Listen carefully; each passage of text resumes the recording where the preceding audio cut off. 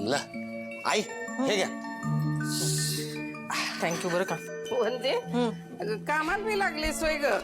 हो आई, लोक काय लग्न करायचं थांबतात का? ते बी खरंच आहे ग.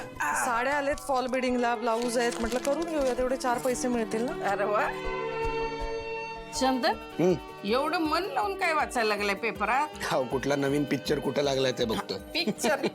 चला चला, काम होत राहतील. आधी खाऊन घ्या. छान नाश्ता केलाय. अगं आई हे ठेव साईडला. बायाजी, चंदनराव घ्या. धनराव वंदे नाही म्हणजे माझी झोप उडते, मला झोप लागत नाही खरंय ग. पण सपान पाडायचं काय थांबत नाही बाई. आई, आजी आता असे स्वप्न रोज पडणार तुम्हाला. हा आता पोहे खा आणि खाऊन सांगा कसे झालेत. पण दिव्या तू स्वतः केलंस पोहे? हा स्वतःहून केलेत. मलाच आज वाटलं की काहीतरी छान करावं सगळ्यांसाठी म्हणून केले.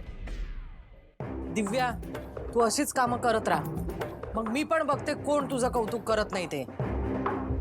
नाही ग डुचके. हे असं कौतुक नाही नाही, कर कर, मला छान वाटतं. पण मला एक सांग दिव्या, आज नेमकं झालंय काय? नाही काही नाही, मला जाणवलंय माझ्या काही चुका झाल्यात आणि ते सुधारायची तयारी दाखवतीये बस.